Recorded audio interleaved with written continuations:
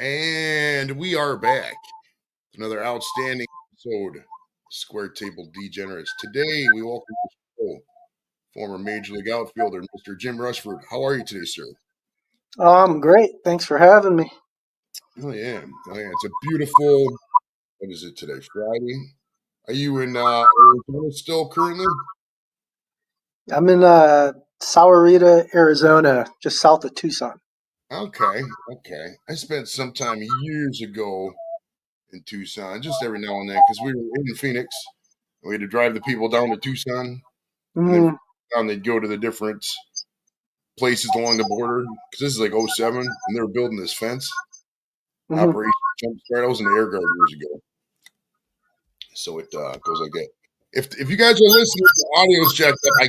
I tried on the thing. I'm hearing it a lot now. Jim said it's okay on his end, so we'll just roll with it. If it's not doable, we'll figure it out. So the internet tells me, Jim, that you were born uh about the time Sears Tower was built in Chicago, right? So did you like your dad and your uncles have like your old stereotypical Chicago accent? I had an accent till I moved to California, and it disappeared really quickly. I it kind of happened like subconsciously. I wasn't even aware of it. It just kind of disappeared, and then I've lived all over, so I probably picked up uh, a little bit of various dialects from all over the country. Okay. Um. Yeah. They're hearing on the feedback too. I apologize on the feedback, guys. Don't know what is going on, but did let me see if I can switch the microphone here. Stand by. Okay. Maybe I just go to the computer mic. That might work. Fucking hell.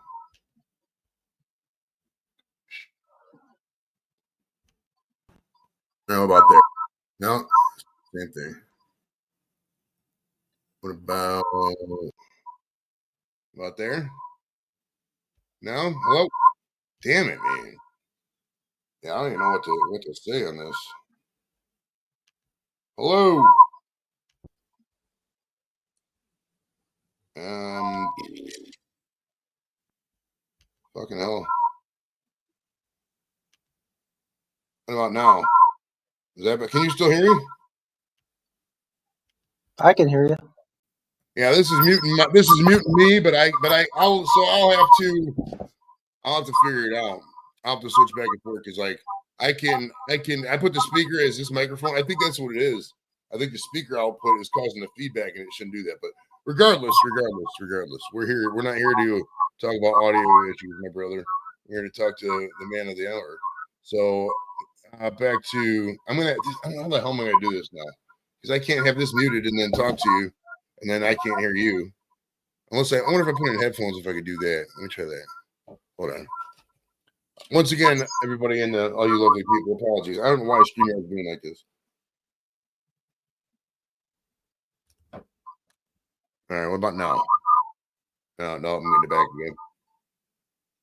All right, can you hear me still? Yeah. Okay. Out there, guys, oh, geez. Let me know if the feedback is coming back in again. All right. Sorry about that, my friend. All right, so back to Chicago.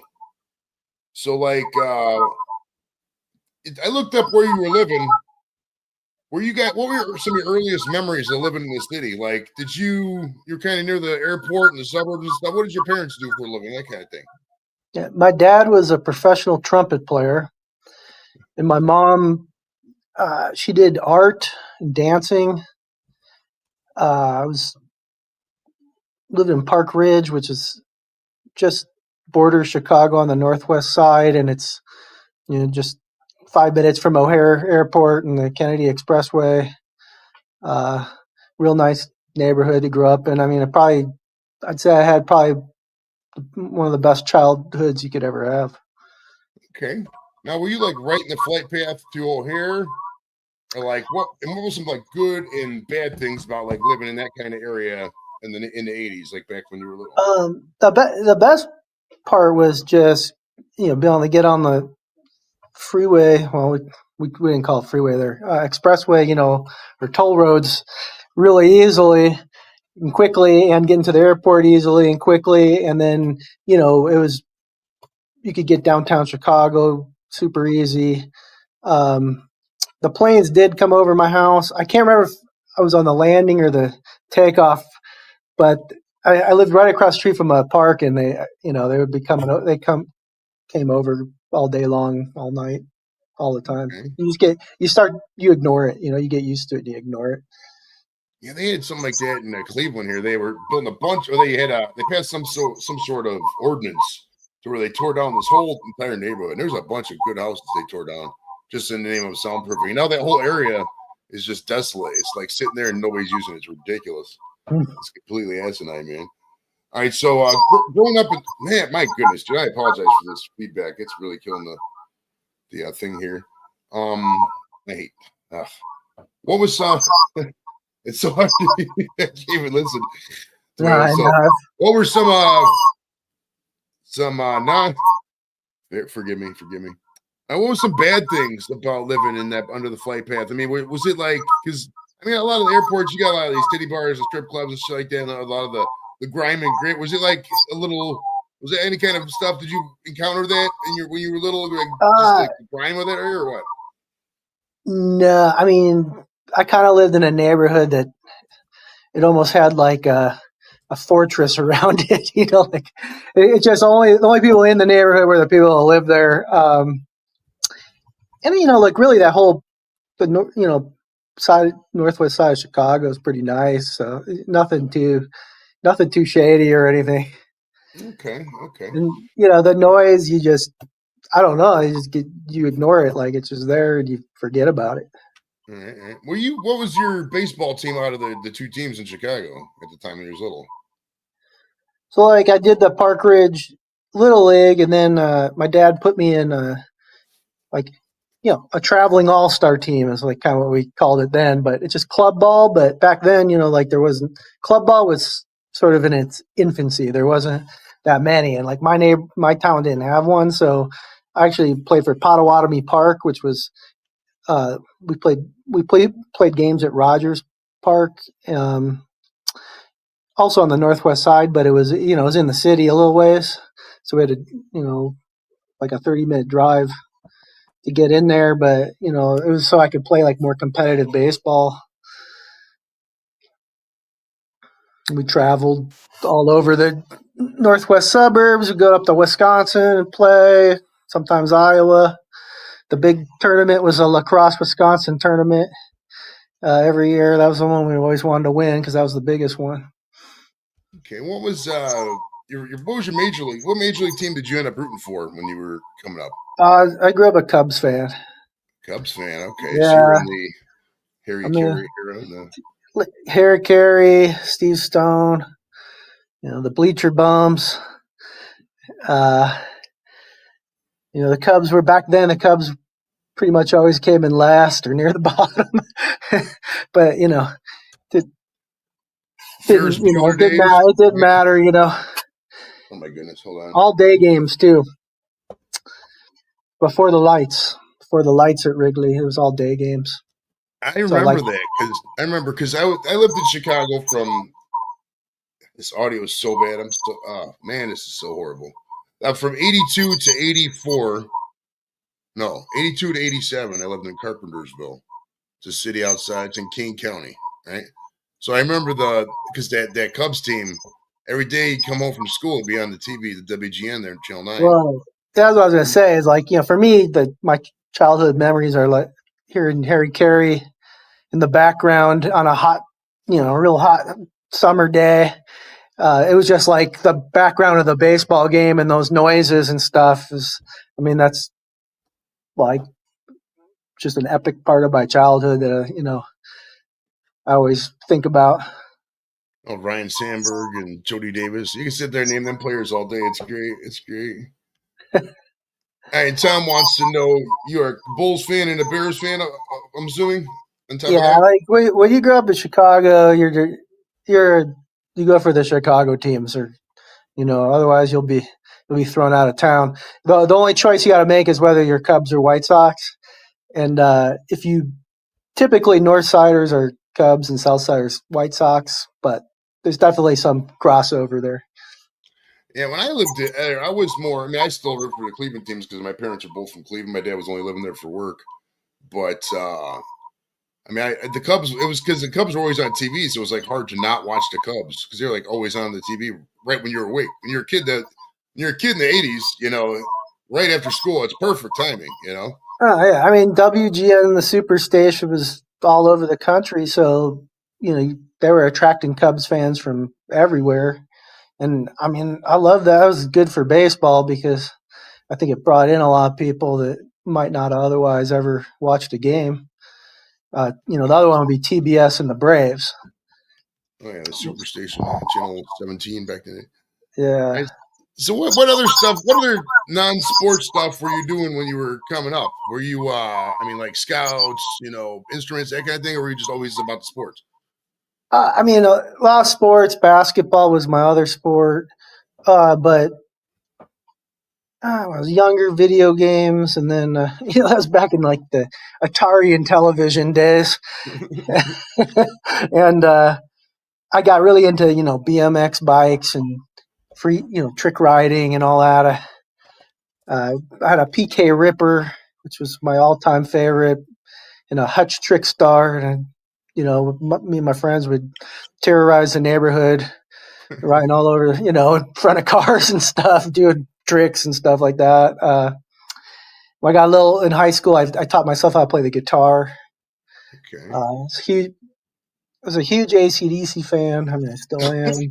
So, that was the best way to learn because, 3 chords. I taught myself just about every song they have. Tom talks about the Bozo show. Back then, it's funny because like you had to, if I remember correctly, there was like a waiting list for the Bozo show. So like people would have, there's like a 7-year waiting list. So you'd like, if a kid was born, like say your kid was born now, I want my kid to be on the show in 2032, and you'd put in the request now, and then once they cycle through it, you get through it. And I was on the Bozo show in 1985. Oh, really? They showed me for like half a second. I was blowing my nose, and then they pulled away. That was it. you missed your big chance right there. I had a cold. Well, I was going with my friends because my friends had an extra ticket. My friend's mom, and they won some tickets in some contests, so I didn't have to like do the waiting. But yeah, the second they showed me, I was like, hand to my nose and Kleenex, so nobody got to see me. It was great. That was my first TV spot, man. It was awesome. I always wanted to do those buckets. See if I could get all 6 buckets and win a bike. Oh man. Is that show still on? I mean, Bozo's got to be dead by now, but I think I don't know, but like I always forget that it was a Chicago thing. Like I always assumed like everybody watched the Bozo show, no matter where they grew up. Yeah, I mean, you had to have Channel 9, so yeah. All right. So at what point did you start realizing like the Michael Jordan stuff when you were a kid? I mean, for lack of a better word, the transcendentalness. I mean, of it all. It's I mean, I was a kind of a Cleveland fan, so I didn't really pick up on it until he started beating us. I mean, that shot was devastating and whatnot. But like, did you like at some point did you appreciate the Jordanists? Did you like buy a Jordans? Have you ever owned a pair of Jordans? What's the deal there? I don't think I had a pair, but I remember like it was like 7th grade when the Air Jordans came out with the red and the black and the white, and it was all controversial. Like Michael Jordan would get fined every game he'd wear them, and back then the coaches were like, you gotta have white shoes. You can't have all these different colors. But I mean, the Bulls. I feel like they weren't a great team, and then they got Jordan, and you knew like they had somebody special, but it took a few more years before they really started, kicking some butt. And then, like one of my best memories is when they won I was still living in Chicago when they won the first championship. Okay. And, me and my friends were going crazy. And we got in my car, we drove downtown, and, everybody just flooded the streets, and it was just a massive traffic jam. And, all my buddies were sitting, on top of the car, and everyone's just high fiving each other. Everyone was so happy that we won. That was one of my best memories of back then. Oh, that's the best. Man. We had it weird with the Cavs recently. 16. It was yeah, you're just high fiving strangers, just hugging people. Yeah. That's Especially, like we I don't think we had won anything in forever. So we had the Bears go, Jim McMahon in the Super Bowl shuffle, but that was about the only thing we had to cheer for a real, as long as I could remember. So everyone was so excited to have a winner finally.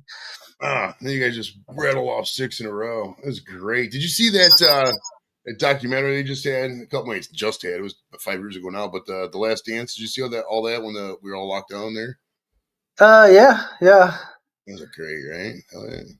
Yeah, a lot of stuff that I had no idea about. I was just a casual fan at the time. Okay. Well, you were a big football fan too. I mean, let's get back to that Bears team in 1985.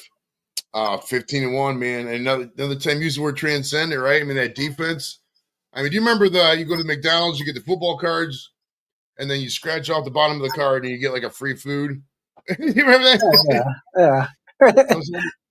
Oh my goodness. Well, that team, the refrigerator Perry is like, my biggest memory of the whole thing. When I was a little younger, though, I remember one of my best Christmases was I got a Walter Payton number 34 jersey and a Bears helmet.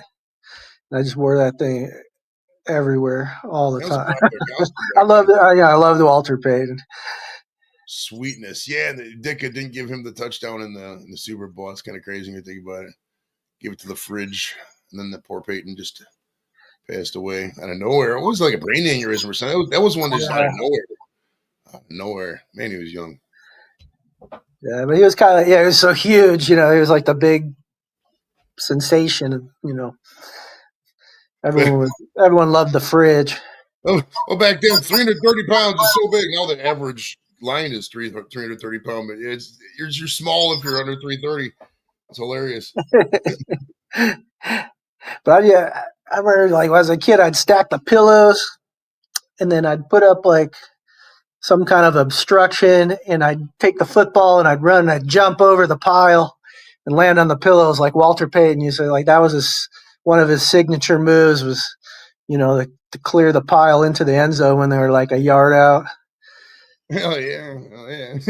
So were you started with?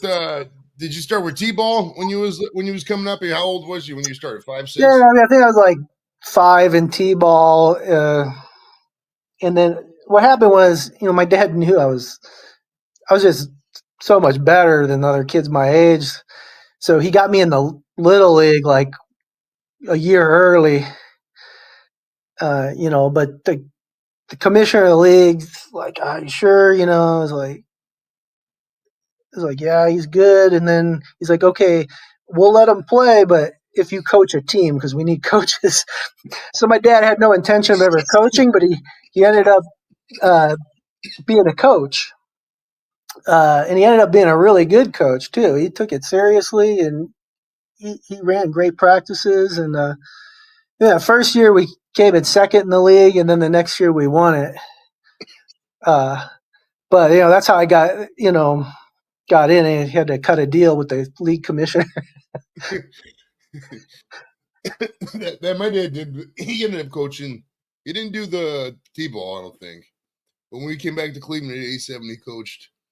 It was overhead pitch. It was because we had I think it was T-ball was 5, 6, and then 7, 8 was like underhand, and then 9, 10 was just regular overhand pitch. And we would have different rules. But he ended up coaching then, and then up until I was like in high school. And I didn't play baseball in high school at all. But yeah, it's funny how you talk your dad into stuff. That's how they get you with the parents, right? Oh yeah, come talk to your kid, and you get to do whatever. Your whole weekend's at some county fair doing some booth, raising $20 when you could have raised $80 yourself. We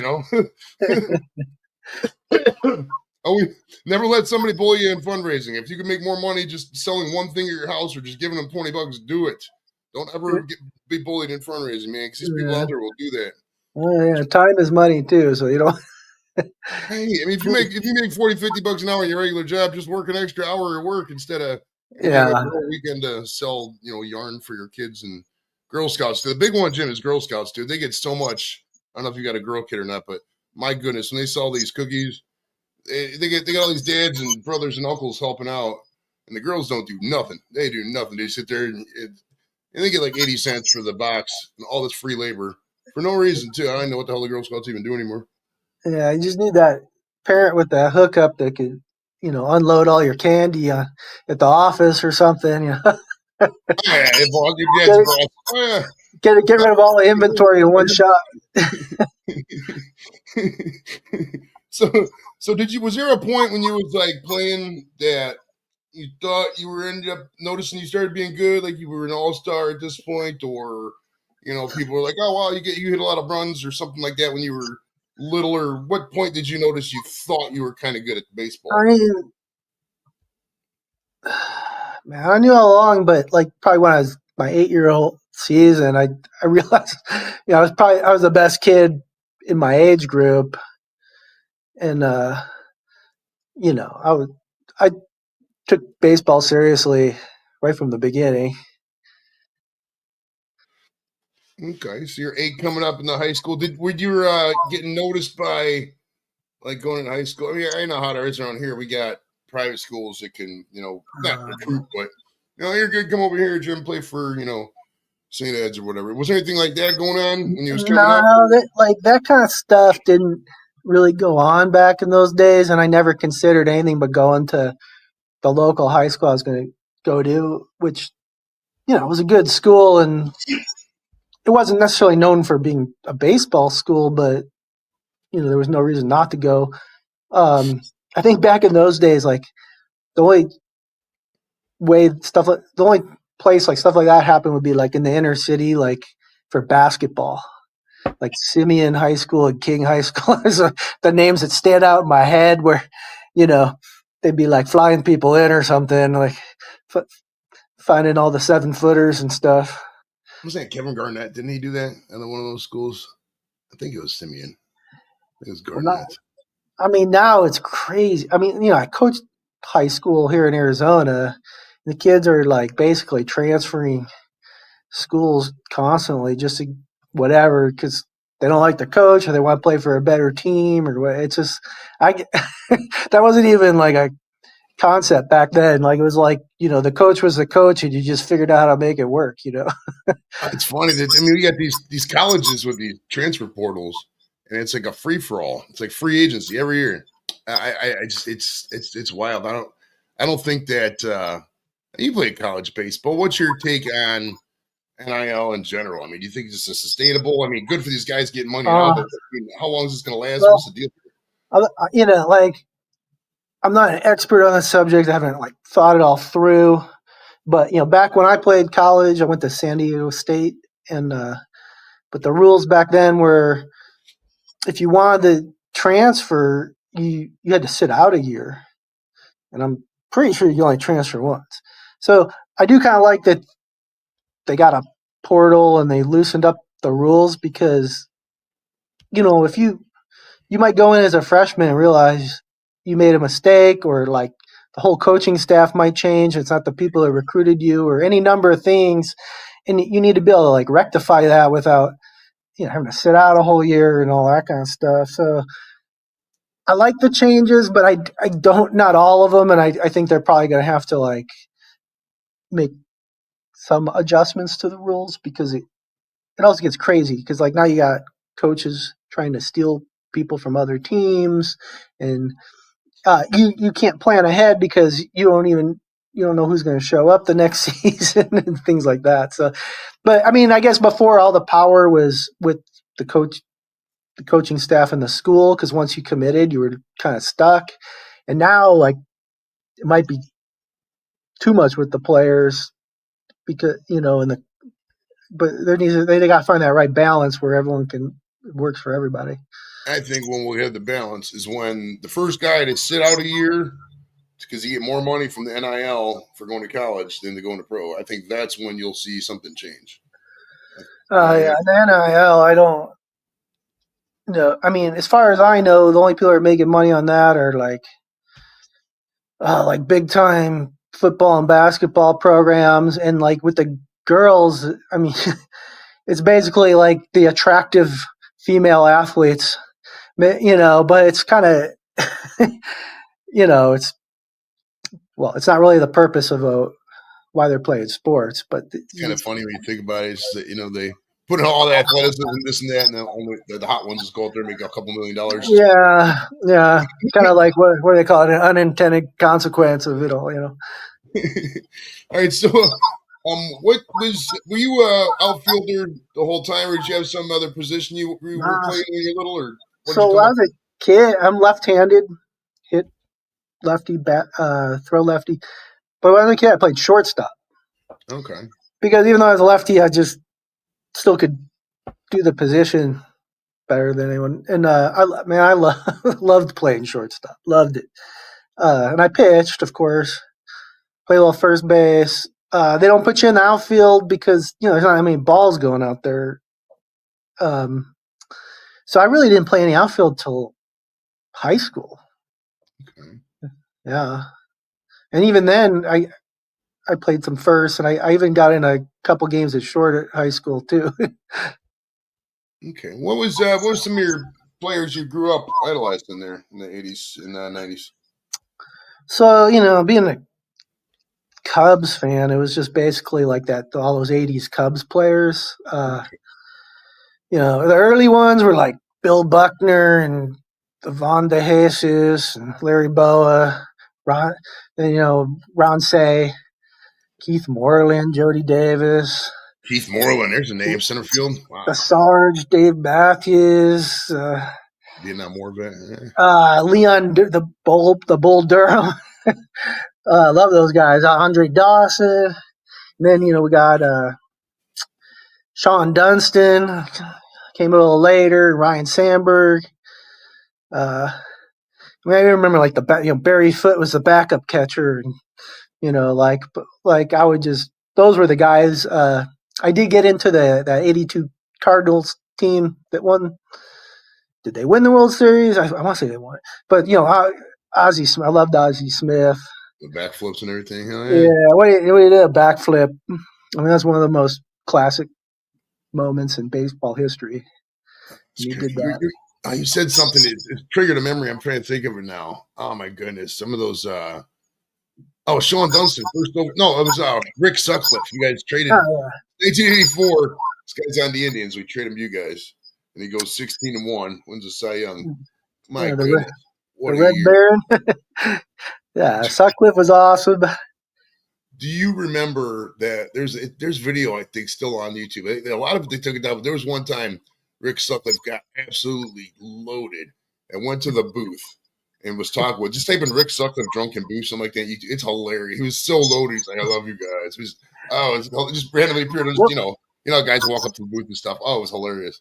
Absolutely. Harry Carey would just line up the Bud Light cans in front of him all game. He had like a barren inning. So by the end, by the ninth inning, he's just slurring his words.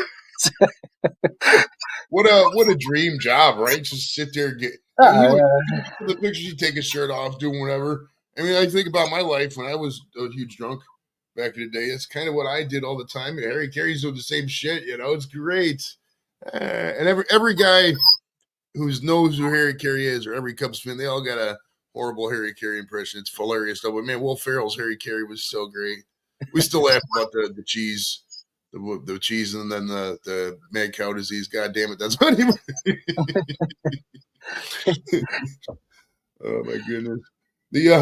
So when you was in high school, did you were you like a degenerate? You out here partying, drinking beer like me, smoking cigarettes, or are you like lifting weights, doing that?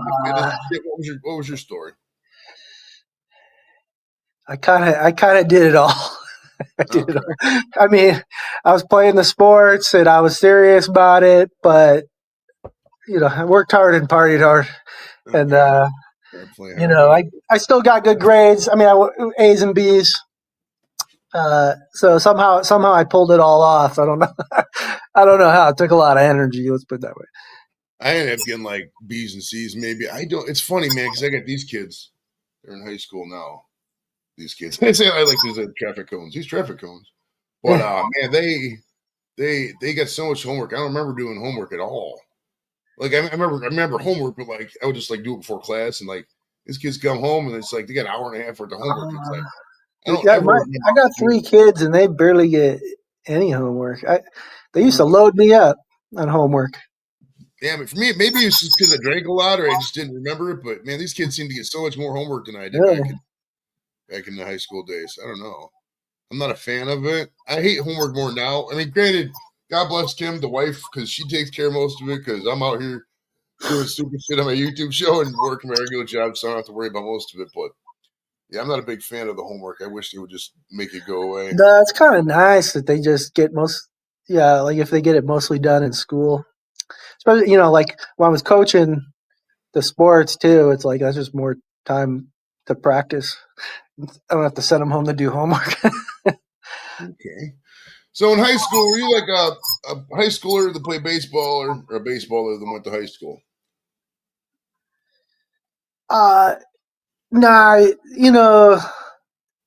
high school first, baseball second. I mean, I was super serious about it, but the thing is, like it wasn't like it was a baseball school, and in Chicago you're snowed in, most of the year, so the season's really short. So it wasn't like I probably like kids I went to school with, like they probably didn't even know I played or I was any good or anything. Okay. Now, Barely. when was the last time you talked to your prom date?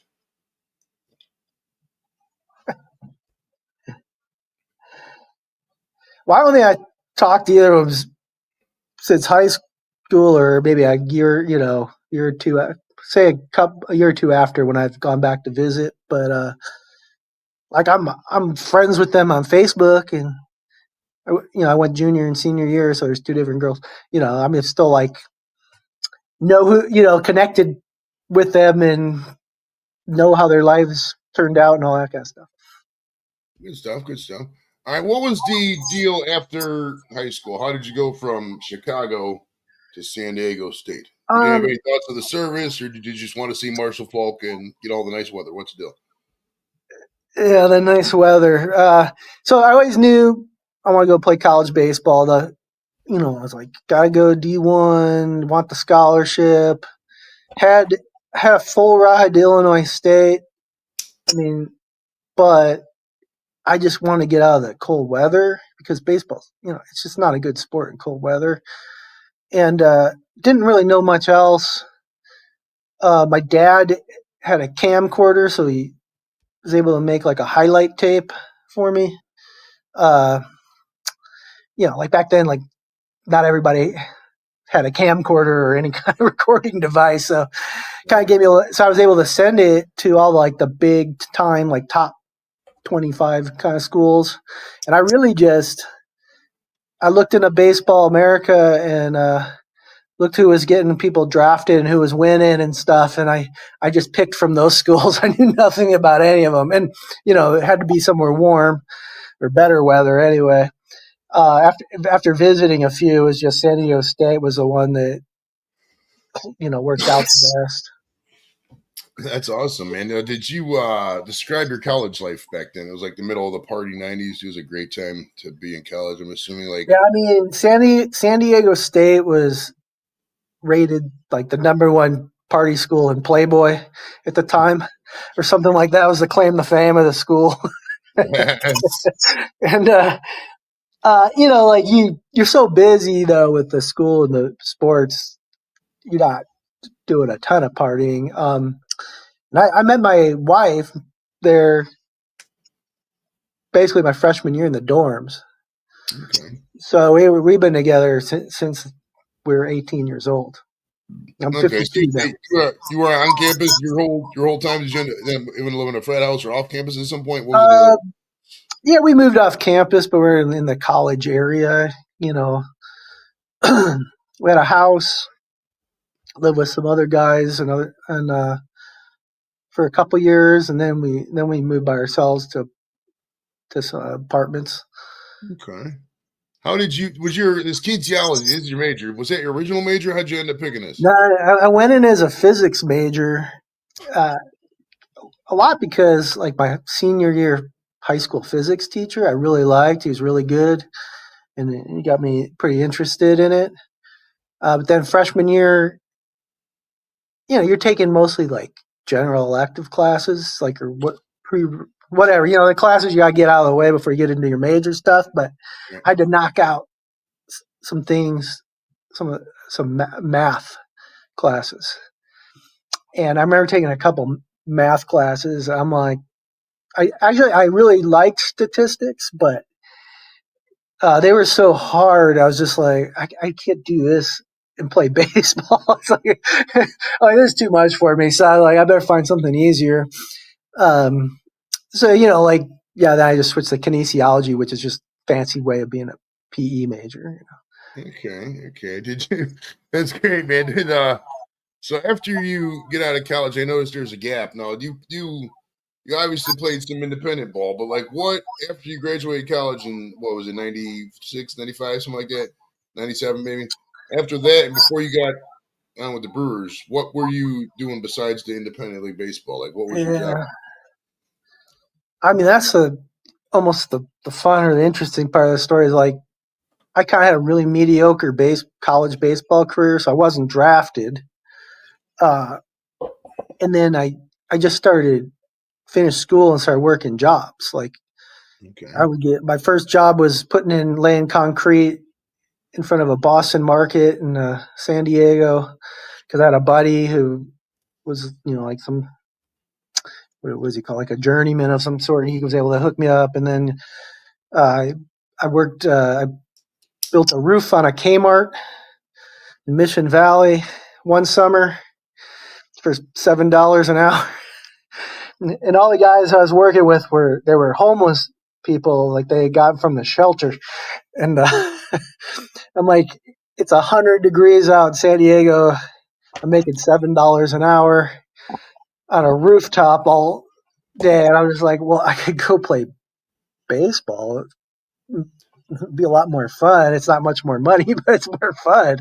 So that's how, like, after taking a year off, I got started trying out for independent league teams and got back Okay. into baseball. Okay. Now, Uh, did you, when you were with these independence teams, did you end up like, are they like host families? How do they pay for the road and this and that? I mean, you can't be making much. I mean, not even $1,000 a month, probably back then. I mean, who even knows, right? What's the deal? yeah, so like they probably all have different setups, and host families is one of the options. But the way it worked for me is I call an old teammate. I'm like, hey, I want to play again. He's like, well, because I knew he was still playing. He was playing independent. And he's like, okay, well, my coach is having a tryout in LA this date. Okay, so I go, and the coach's like, okay, well, I was totally out of practice. Like I hadn't played in a year. I was out of shape. Out of practice. Coach's like, okay, go, get yourself in shape. And we got another tryout in Springfield, Illinois, because this is the Springfield Capitals. Uh, in a month or something. So like I do that. I drive cross country. I go. It's like a cattle call. Like there's like 150 people, and they have a team signed already. They're just looking for a couple pitchers or something. Right. And I make it to like I figure I probably made it to like the final three as far as position players, but they took somebody else. I'm cut. So I'm like devastated.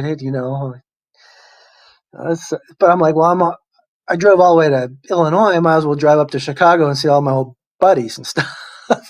So I go up to Chicago. I'm hanging out with them, and I just after a few days, we're at a good time. But we're at a bar, and like back in baseball tonight.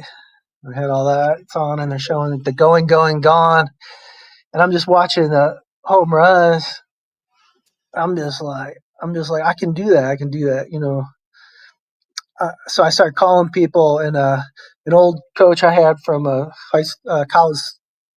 college summer ball in San Diego is like, I got a player. He's playing in Southern Indiana for this team. Here's his number. Call that guy up. I'm like, this time I'm like, now I've learned my lesson from being cut as an outfielder from the last team. I'm like, I'm a left-handed pitcher, you know, like, because I realized this is going to be a lot easier way to make a team. So I drive to the Boys County, which is like Jasper, Huntingburg, Indiana, southern Indiana, almost to Kentucky. And I pitch a couple innings. Coach is like, yeah, we can use you. And this is like pretty low level minor league. It's a 4-team league. It's just starting up. And I'm like, and I signed my first professional contract for $500 a month. And I was so excited. I'm like, I'm a professional ball player, like that's all I wanted to do is be able to say I was a pro baseball player. And I live with a few other guys. But see, the thing about there is, the cost of housing was really cheap, and they were nice, newly built houses, and just get 4 players in there, and I mean, I probably paid like $200 a month or something. Like it didn't cost nothing. I slept on a pull-out bed in the front room because that's all that was left because the other guys were already there. And I had the best time. It was just so fun, uh, yeah, just doing all the stuff I'd always wanted to do. And I'm like, this is, this is for me. This is what I want to do. Hell yes. So it's the year 2000. It's right in the middle of Seinfeld just ended. You get a call from the Milwaukee Brewers, or is it a call? How do these what is where are you? How do you find this out? What is the events that transpired? Yeah, I played a few years independent ball. Actually, I had some arm problems and I got released from a team and took a whole nother year off of baseball. Um, and then, I'm like gonna go back to school and get a teaching credential so I can be the, PE teacher or something. I'm working on that. And then I see, on WGN, I'm living in San Diego, but WGN's on and I'm watching the news and there's, Ron Kittle and he's being interviewed by Dan Roan, who's the sports guy in the news. And they're like, we got a new, independent team in the Northern League, Schaumburg Flyers. They got a brand new stadium. And I knew like the Northern League was like a good independent league. Like it was considered like AA level. Right. And I'm like, well, that's where I grew up. I mean, I can probably work that out.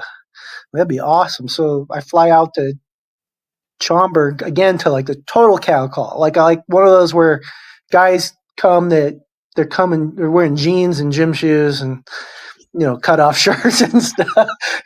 But I go and I look good. So like Ron Kill's like, okay, yeah, we come back to our spring training.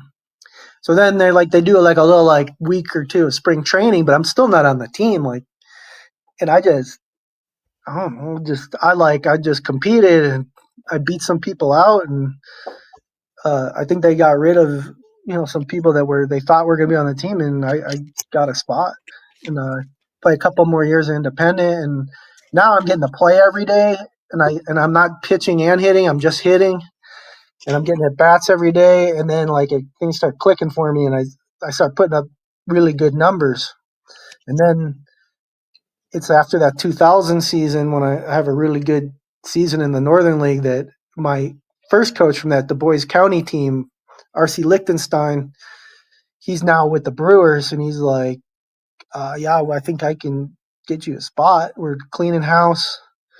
We want to start all over. We're looking for like an older guy that can be a good role model for the younger kids. I'm like, awesome, and they sent me a contract, and I don't, like it took years to just get this invite to spring training, basically to minor league spring training. But I can't tell you how excited I was. I mean, I was on cloud 9, and so I go to spring training and I just, like, I was in beast mode from start to finish. I was, kicking butt and taking names, and I'm thinking I'm going to I was hoping to make the AA team because that's who I'm working out with. But if baseball, like there's a trickle down effect. as guys get cut from big league camp and go to triple A, they knock people down and stuff. All right. And their original plan for me is they want me to mentor the young kids. So I got sent to high A.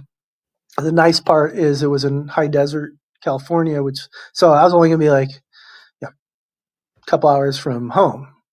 And I'm married at this time. I've been married for years, so it's like so now my wife can come see me. And yeah, I just tear through the A ball. I'm leading the league in hitting. They bring me up to double A. I kick butt there. Next year, they put me at triple A, and I did really well. And that's it. I call September call up to the big leagues, and only so like the crazy thing is like in 1998, I said I hurt my arm and I was released from independent ball, and I'd hung them up for good for the second time in my life. And all I'm doing is I'm delivering pizzas and I'm weightlifting and, trying to figure out what I'm going to do in my life. And I went from that point to in 2002, I'm, in the batter's box at Wrigley Field, batting off Matt Clement. And that's how far I went in such a short time. It was just a Hell yeah. whirlwind.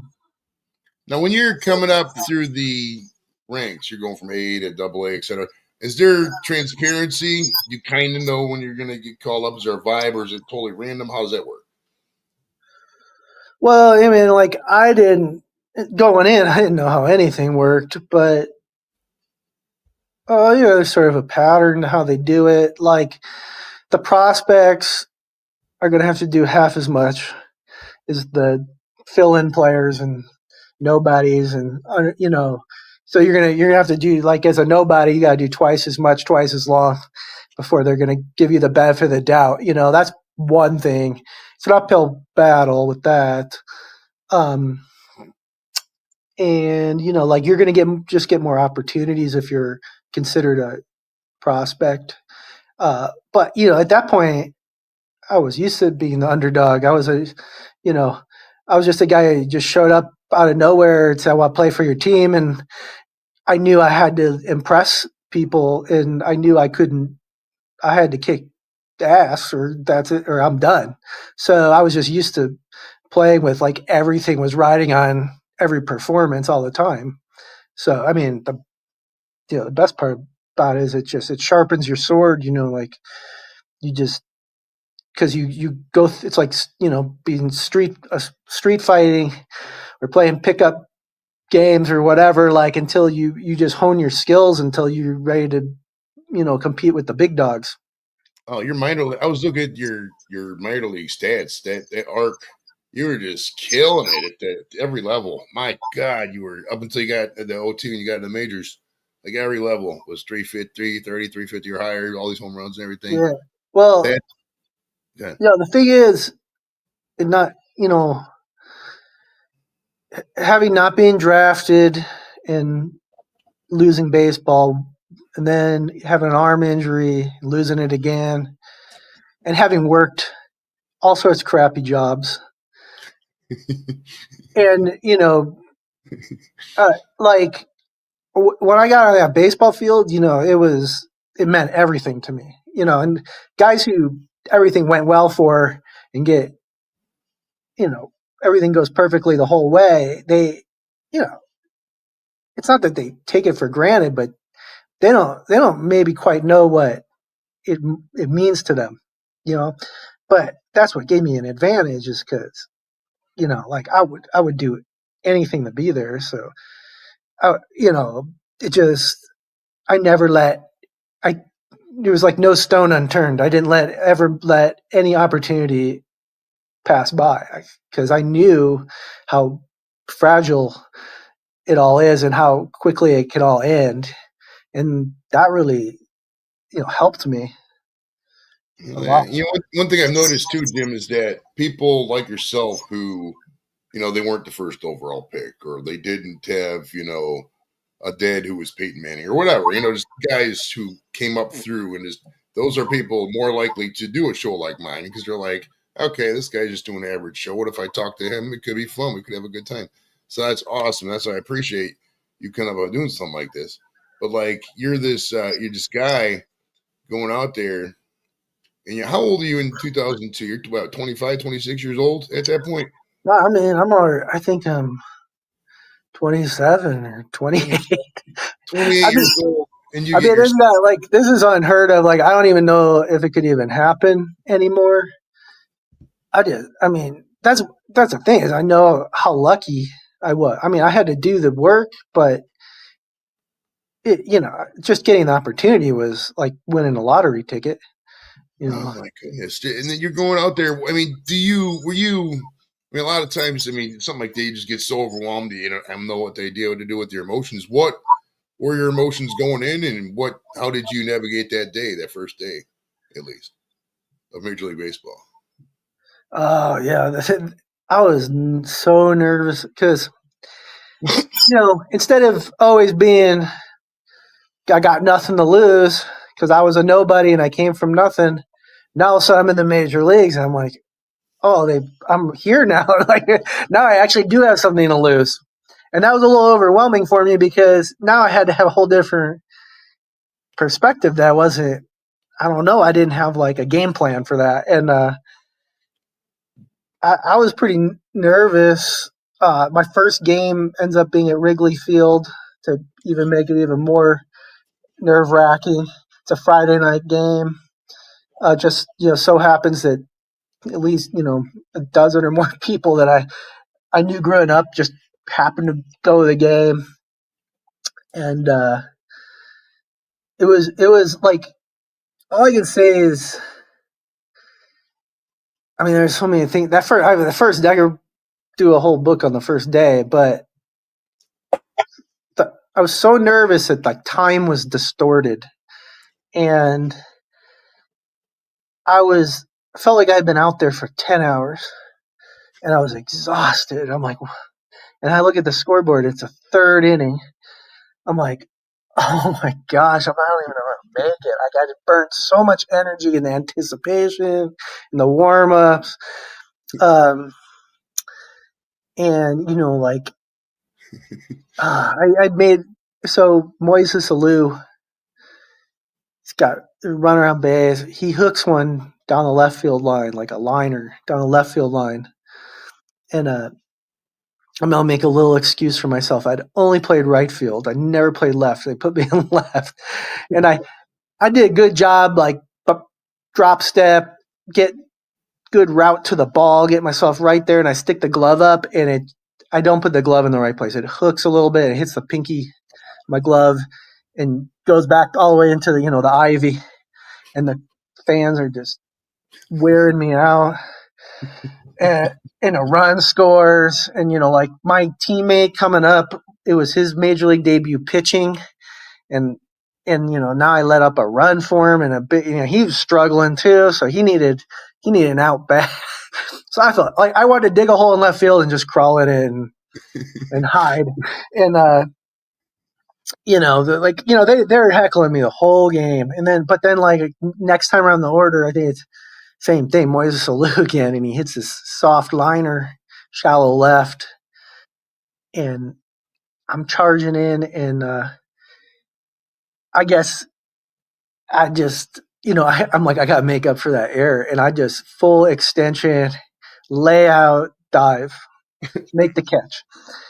And all night long on Sports Center, Baseball Tonight, all I see is my air and my catch and my air and my catch. It was crazy. I'm like, but then I'm like, well, there's a lot riding on everything you do in the big. Everything's under the microscope. Like you make an error like that in the minor leagues, and it's just kind of forgotten about. Most people will never know. But the major leagues, it's gonna be national TV. This is awesome, man. So you're sitting there, you could look at the bar, like, oh yeah, that's me on the TV doing the air. But I got that caught. That's so awesome. Were there people like who when you're first on national TV, you're first playing for the Brewers? Was there people you hadn't heard from in a while? Like, hey, Jim, I saw you, man. Oh yeah.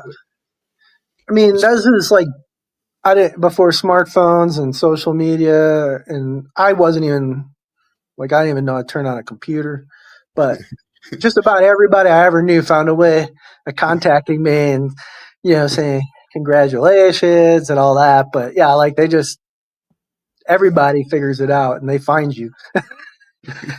The first when I walked to the stadium on the first day, old coach, he was standing out in front, and he just wanted to like congratulate me, and he just met me out in front of the stadium. That's great, man. That's great. So when you first, how soon? I'm assuming you got to meet like Bob Euchre. Was that like rest in peace? Just passed away. But like, is this right after like an orientation? Like, here's your uniform, and here's Bob Euchre, and then do you like have any footage of or sound bites of Euchre talking about you? Is that like your ringtone? And I was like, oh, Jim struck out. Yeah, that's your thing or your doorbell, maybe. Euchre. All I got is like they gave me a little highlight film for my month up there, and it's not Bob Euchre, it's one of the other announcers, but like both when I played at Wrigley and in Milwaukee when it was Miller Park at the time. I don't even know what they call it. I don't keep track, but like, they would give my backstory, and they would say how I was delivering pizzas and all that kind of stuff, and it showed up to a tryout, and so I did save, any like at bats I could find where they were talking about stuff like that. Okay. Now, did you? I was stalking some of your Facebook, and I noticed you got a lot of your memorabilia still, at least a decent amount of it. Did you? You got your home run ball. Did you have to negotiate to get that back? Did they just give it back to you? What was the deal there? Okay, so I'm in Arizona and I hit it, and it hits I should say like I have a long at bat, 2 strikes, fouling off pitches. He's trying to find, get me to chase him something, and then he leaves a curveball where I can handle it, and I get it right down the line, pull it right down the right field line, and I knew I got like enough of it, but it's starting to want to hook. And I'm like, oh God, stay fair, and it hits the right field foul pole. Oh, And nice. I was coming around first as it hit it, and it was just like 5,000 pounds came off my shoulders, and I just started floating around the bases because in my head I know I hit a home run in the big leagues, and for now until the end of time, it's gonna say that in the books. Like you can't take that away. And but it hits the pole, and that's my team's pitchers are in the bullpen, so they got the ball for me. Oh, hell yeah. Oh, that's Yeah. great. You'd have to give away like a free jersey and autograph ticket or some shit. Some random. No, give me 2 seconds. I got a cat that wants to leave the room really bad. Oh yeah, totally, totally. I understand. We like cats around here. Oh yeah. My daughter's gonna love the fact that we had cat-related items. They're tearing up the carpet. I can't take it. That's great. That's great. All right. So, how much of your like do you have all your baseball cards? Do they keep them to you, or do they give them to you? No, they don't give them to you. Uh, my wife had to buy them all on eBay. Oh, geez. In the minors, you get like a team set and then team cards, but like I'm saying, like a Topps card or Don Russ or that kind of thing, like uh, they they don't give them to you. But so my wife's buying them on eBay, and someone reported her because they said she was trying to run up the price of the card by bidding on it.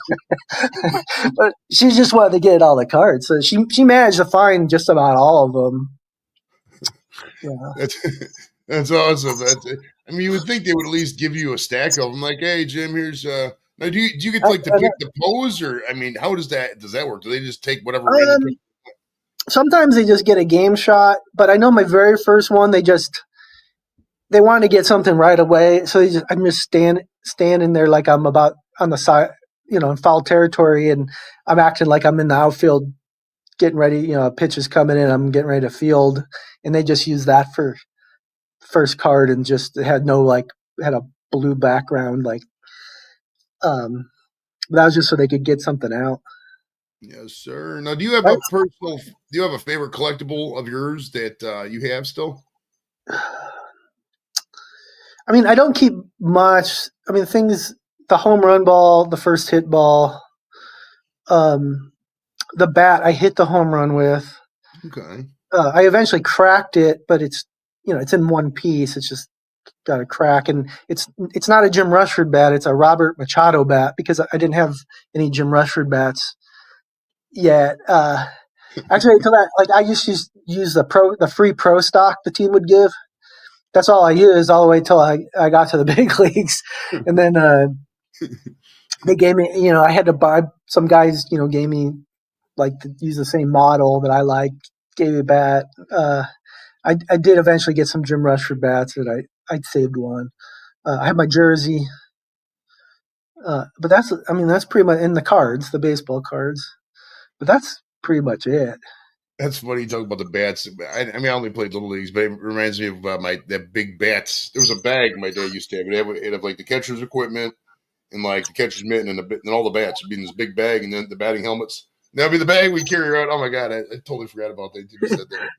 My dad used to use his old army bag, those green The big canvas duffel bags. Yeah. bags, and we use that as our equipment bag for years. And my dad passed just over a year ago, but I saved the bag. I still have the bag. I got so many random duffel bags. There's got to be 3 or 4 just random spots in the house. I don't even know what the hell they're used for. I'm sure after I die, somebody will clean the house out and figure out what the hell's going on with them. Have you ever seen I'm sure you've heard the story, the rookie with Jim Morris, that movie. Have you ever met that guy or talked with him? No, I never met him. Definitely an amazing story.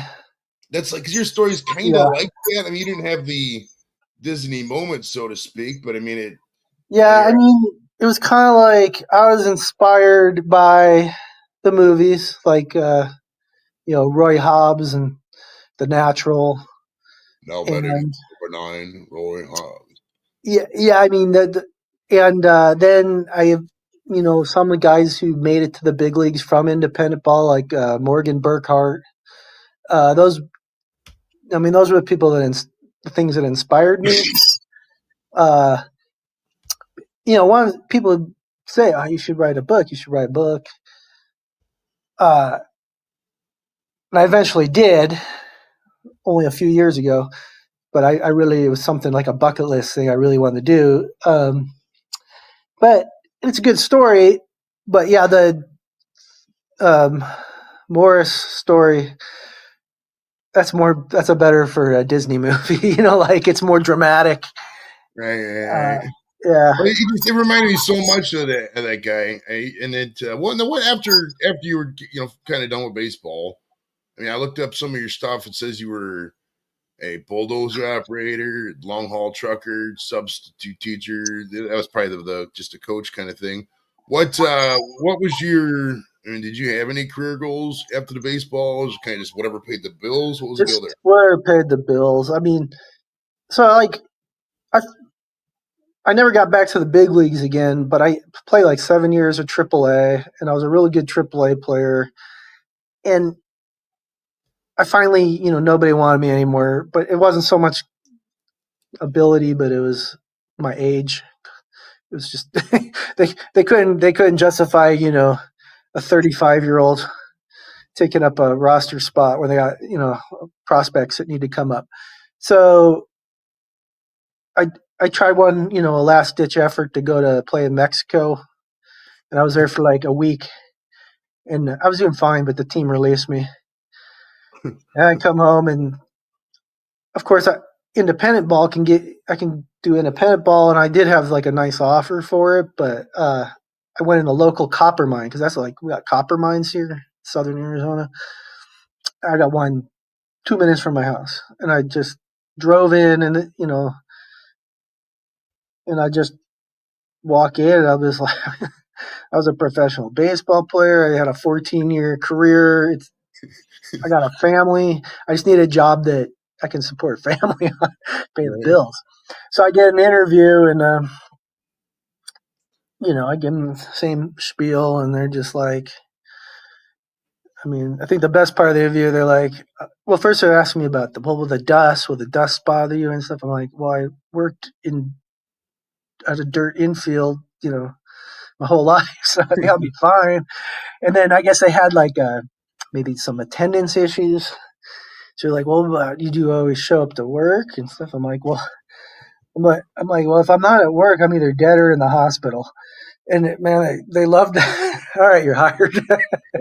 Yeah, it's true because like when you play, baseball's it's 6 days a week now, but we would play. Sometimes we play like 22 in a row. Like it was, the schedule was even more crazy, and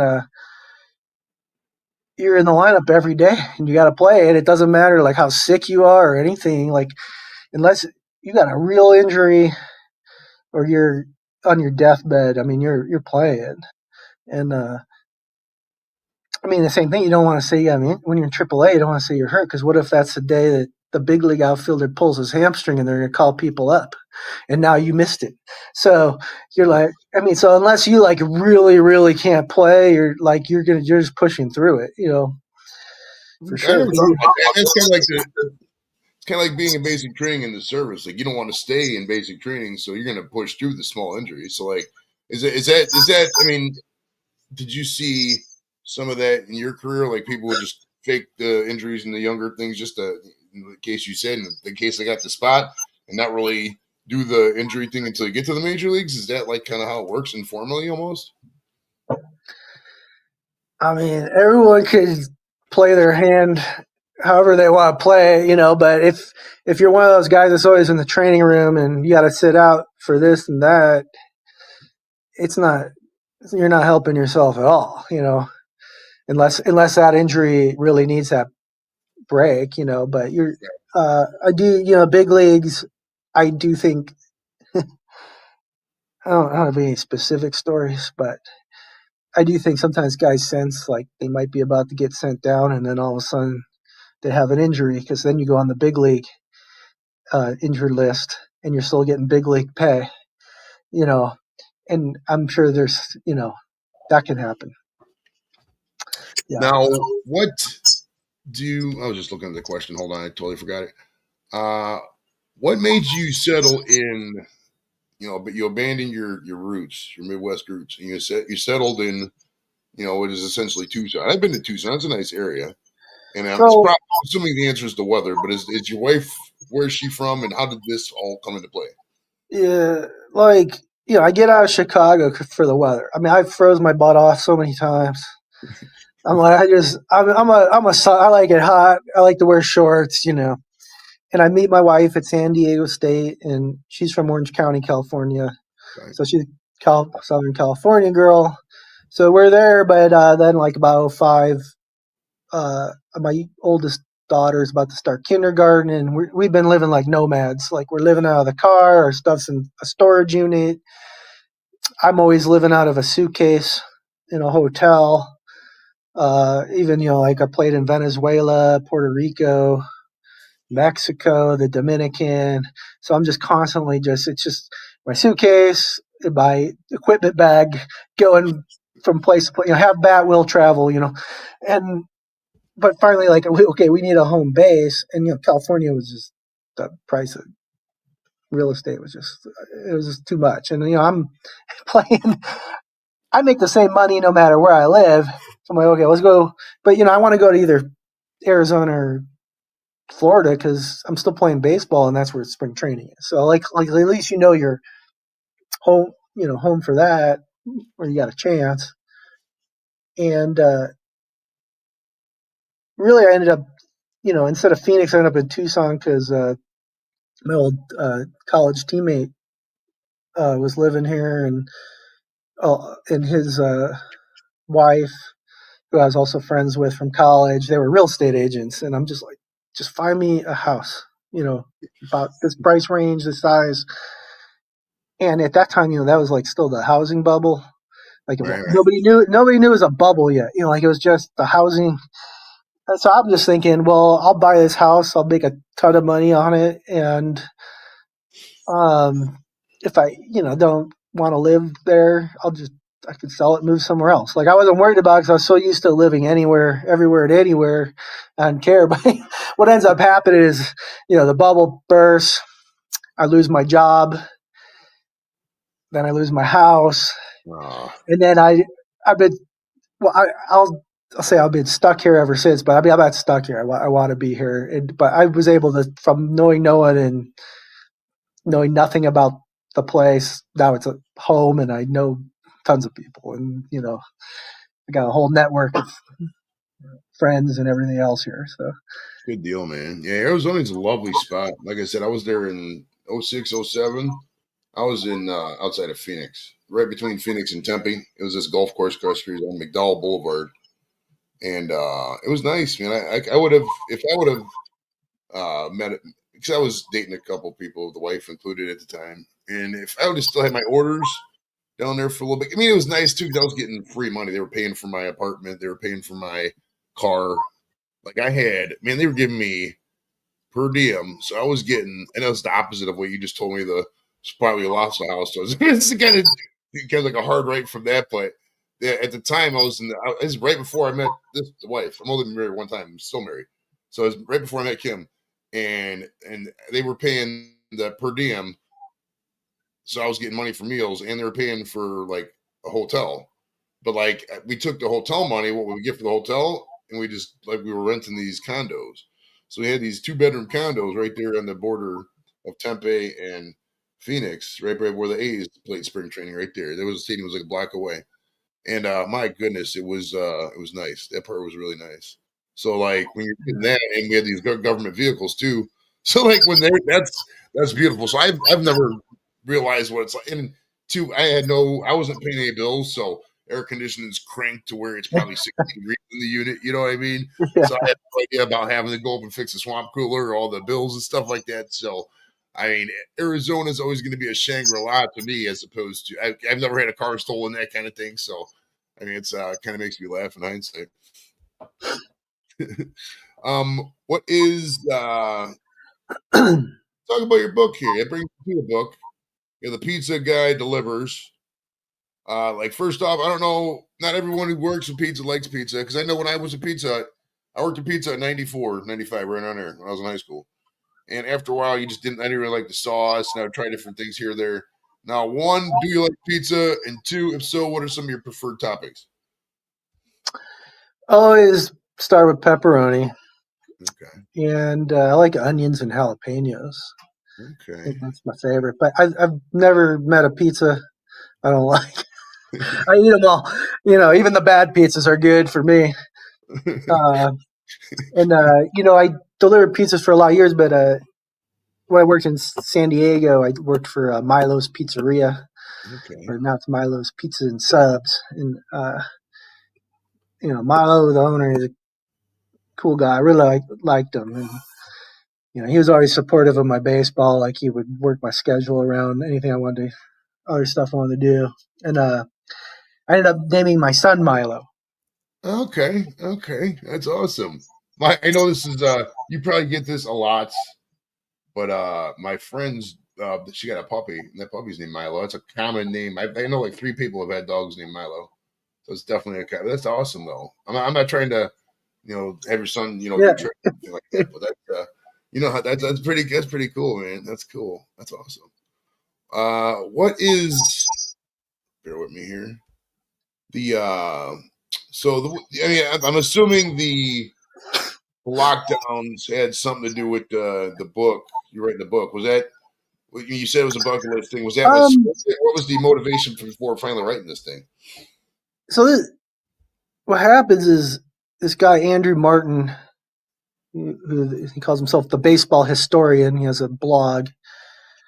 Uh, he writes all sorts of baseball stuff, mostly baseball history, and he tries to find crazy stories. Well, he wanted to do a book with me, and that's what kind of got me started because I'd always wanted to do it, and I'm like, let's do this. And I would write.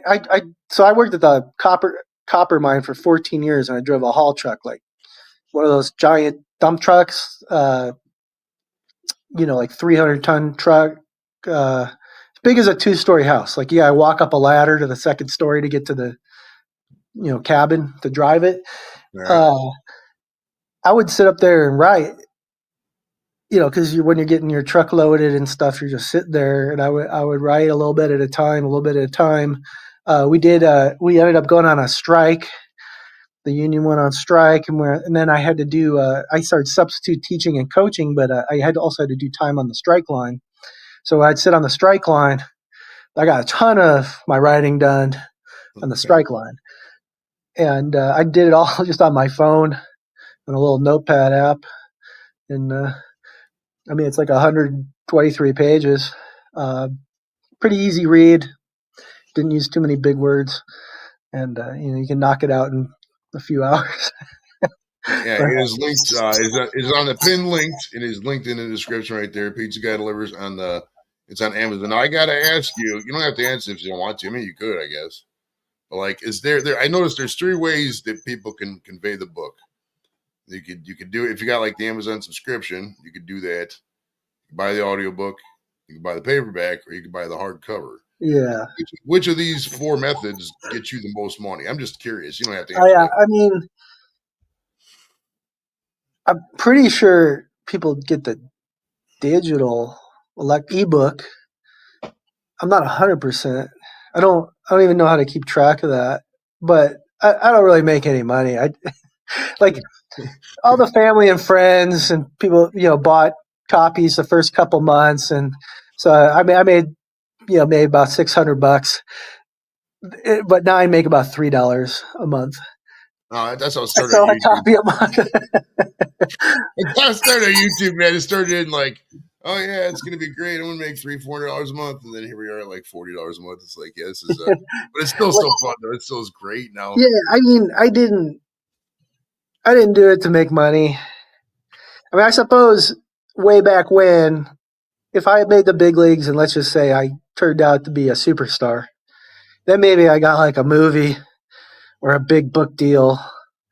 Actually, like my buddy Chris Coast, who kind of had a real similar story to me, he ended up didn't make the big leagues till he's 33, and he ends up being on the Phillies World Series team, and he plays a few years in the big leagues, like maybe 4 or 5 years, and he got a book deal. So I didn't reach that status. So I'm just like, I'll just write my own book. I'll self-publish on Amazon. I really wanted it just for nostalgia. So, my kids and grandkids and stuff could see what Grandpa did, And I just realized that Kane had this comment, and I just realized it was because of your shirt. What's the story behind your shirt? Okay, so this is the Gamblers, and this was a Sun Belt League, which is a collegiate summer league in Tucson here, and I coached. Oh, okay. Okay, so I coached my son through high school, and then he played on this team, and then he got drafted by the Kansas City Royals. Okay. So he's been 3 years with the Royals.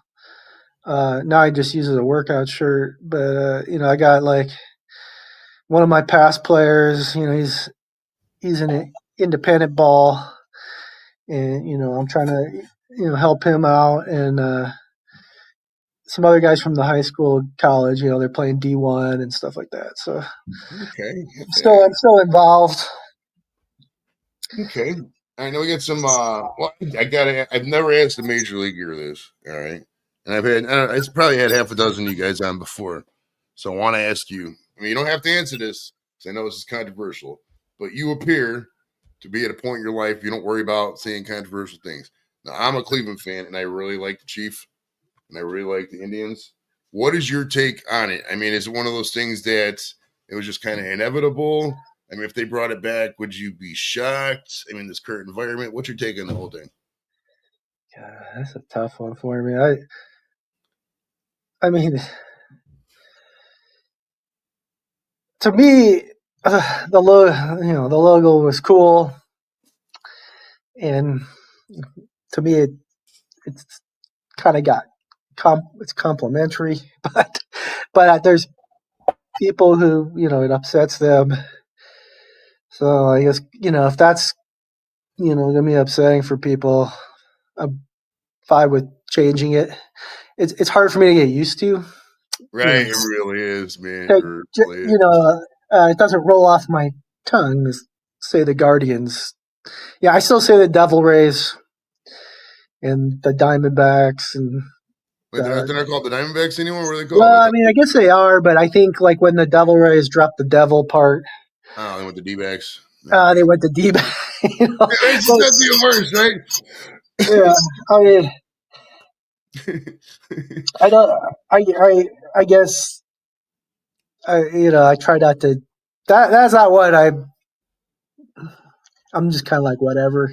I get you. I get you. Yeah, it's one of those things. It's weird as I take it because I talk.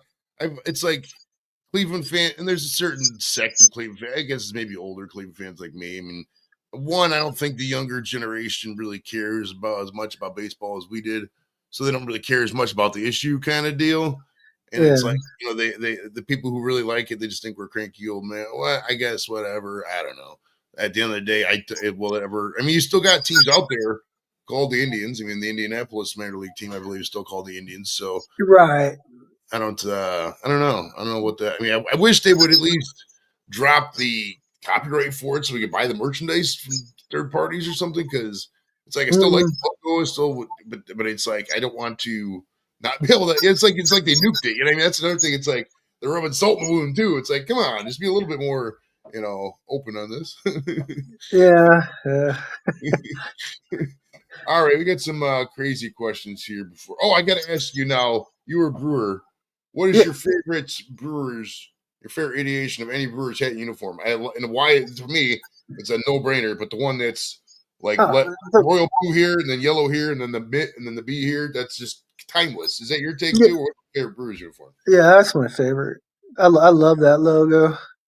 I mean, when I played with them, they weren't using it anymore. They had like the two barley leaves, and I don't know, it was kind of boring. I remember saying I really liked the old one. I mean, well, that's the one I grew up with too. But also, I think it's pretty ge- genius how that Oh, they the have this glove and the one. ball make an M and a B. Oh, it's great. You look at it because you don't notice it at first until you look at it and you stare like, fucking hell. Because then when I was little Oh, though, I didn't. I don't even know when I found out. I don't think I found. I just liked it, but then when I found out, it just made it that much better. I Oh didn't yeah. even realize. One of those little hidden things you can't, once you see you can't. Like, this is like that little Right. arrow in the FedEx logo. Once I see that logo, every time I see I always point at the kids. Look at the arrow. They're probably sick of me because you heard my stories 8,000 times. But my goodness, that's funny. It makes me laugh. Now we got some crazy questions here. Not crazy, but just silly questions before we'll end the show. What we usually do. What kind of dishwashing detergent do you use? Wow. Okay. So I have pods, but my wife buys them, so I never look at the brand. I just reach in and grab a pod and throw it in. I don't know. Okay, I got you. I got you. How long could you sit at the library and do nothing before you fell asleep? Probably not more than 5 minutes. If I'm not doing something, I'm sleeping. If I can't sit still or I fall Okay, so asleep. you're kind of like me. We got to usually be doing something, or else you get really tired. I feel it. I feel it. No, when I read and stuff, I'm just head bobbing. I don't know. I'm not a reader either. I'm really not a reader. I'm not a reader, but definitely buy Jim's book if you guys are book readers. A lot of you I guys are mean, bookheads. well, I A mean, lot of you, and there's a lot of people. We get in arguments a lot of times. Not arguments, but because I'm always like, books are. I'm not saying don't read books, but it's like, you know, yeah, it's kind of a little dated now. These people be like, you still got to read the books. So go out and prove me wrong. Buy Jim's book out there. It seems like a love it, but it's got 5 stars on Amazon. It's been reviewed 9 times. Not one person's reviewed it. it's if you're a baseball fan or I don't know, you like an underdog story. I think people will like it. Right. I mean, you guys have heard Jim talk. All right. You guys have heard some of the athletes I've had on before. And I'm not saying this with any sort of disrespect, okay? But you have the most unathletic vibe to you of any of the athletes I've ever had. Like you're just common guys. I feel Right. like you are, oh yeah, we're just gonna meet down the street and we'll have a pork sandwich at Travelers, that kind of thing. Like It's not like you come up here like Mark McGuire, you're 6'5", you know what I mean? It's just like you're just one of the guys. And I think that's your Well, beard, yeah, I you think know. that's because I didn't initially. I didn't make it in baseball, and I was just a regular person working regular jobs. So you know, it's not my, like it's not. It's different than like a guy like it's all they ever did, and then they went from playing to coaching, and that's all they're known for. And like they probably can't even disassociate themselves from that. Yeah, like the old John Elway thing. They used to say he would wear his old John Elway jerseys because the thought being, no, but John Elway wouldn't wear John Elway jerseys in public. Just walked around with them.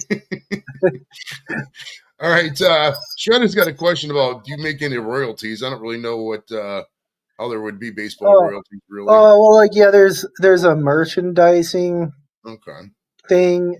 I get, I think I get a check for like $50 every year. okay, There's something with the you know collective bargaining agreement and the merchandising. okay. Yeah, it's not Yeah, I get nothing. a check for $50. I still get baseball cards in the mail. Like I'll get one a few a month, and I just sign them and send them back. Okay, so if somebody sent you a book about your book, like, hey Jim, could you sign this for me? And they pay, would you sign it for them? Oh yeah, I just Okay.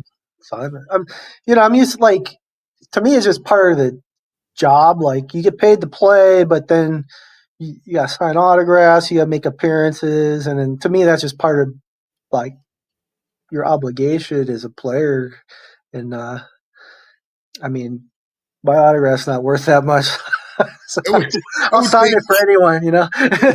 It's so funny because like I think of that and it's like it would take so much getting used to if somebody was like, hey, they were serious about it. If somebody's drunk, like autograph this, that, whatever. But like, for somebody like me, especially when I've never played baseball. I've never, my biggest life accomplishment is I don't even fucking know military career. Can smoke a lot of weed. I don't know, but like I've never, nobody's ever gonna seriously approach me for an autograph. And like just that thought. And I mean, we went to this comic book thing up in Detroit last week, or up in Ypsilanti, yes, last weekend, Ypsilanti, Michigan. And you see some of these old wrestlers, Bret Hart, Kevin Nash, and all that, and it just makes me laugh. I just sit there and they just sign an autograph. Hey, here's $100, $100, $100. And I'm not saying they had a line of $100 all the time. There'd be some dull periods, but like just that fact that there's people in the world that can just sit there, sign something, Yeah, I mean, like Pete Rose, that's what he was basically doing for a living, all the way right? till the end. Yeah, I mean, I'm like, when I played modern leagues, I would always just go out 10 minutes earlier than normal for this, like before the game, and I would sign them all. And then that would take about 10 minutes, and then I could go stretch and play. And then the only days I didn't do it were like the big days when the stands were just absolutely packed because, because I knew it was gonna be like too many people to, and at some point like you got to cut somebody off, and then the next kid's like super upset. Just, but like, yeah, at some point I got to get ready for the game. Now in the major leagues is a whole different thing because it never ends. Like, in everybody wants just a little piece of your time, but you add it all up, and then you got no, like, it takes up a lot of time. So you almost got no choice but to be a little rude sometimes because it's just not possible. Well, you mentioned that going out there. If I was doing that, like say, I say I was doing that. If I was planning a attack here now, I'm just running through my head. I'd probably do like you come out about 90 minutes prior, whenever there's not like a million people there. Yeah, you come out 20 minutes prior. It's probably well. I mean, is there a period they would encourage you guys to come out for autographs? Like, oh yeah, autographs should be between 90 and 75 minutes before game time, or just what is it? Whatever the player wanted to do, kind of thing. Really, whatever the player wanted to do, but you're generally expected to be out there 20 minutes before game time getting stretching and stuff. Okay. So, if you're, and I always need a long time to stretch. So, like, I would come out 30 minutes early so I could do 10 minutes of autograph. Oh yeah. All right. Let's see. What's your favorite airline you've been on, and do you have a least favorite? I have no idea. I have no idea. And I hate, I hate flying. Okay, you're not a big Like flyer. I do not like going through the security. I don't like being separated from my bags. Um, I mean, the flight itself's fine. Of course, I'm not crazy about the chance that the plane could crash, but I mean, Right. I'm not too scared to get on a plane. If I can drive, I'm driving. I feel But like anything under, yeah, I would say it's like 6 hours, 6 to 7, 8. yeah, I mean, you could even bump that up, 8, 9 hours, really. yeah. But six and less, I'm 100% driving. My bags are in the car with me. I can stop wherever I want, whenever I want. I can do, way better that way. Yeah, man. Yeah, man. All right. When was the last time you were at the zoo? Well, man, probably within the last year, but we have it's a nice zoo, but it's a really small zoo here in Tucson. Okay. Um, but my grandpa used to take me to the Brookfield Zoo in Chicago when I was, 5, 6, 7 years old. I remember that. That was a big zoo. Or Brookfield, Lincoln Park, I think was that the other one. I don't know. I, re- Yeah. I remember the And name. I can't remember going. I mean, then, dude, you seen one zoo, you've seen them all. It's, it's great. When was the last time you used a vacuum cleaner?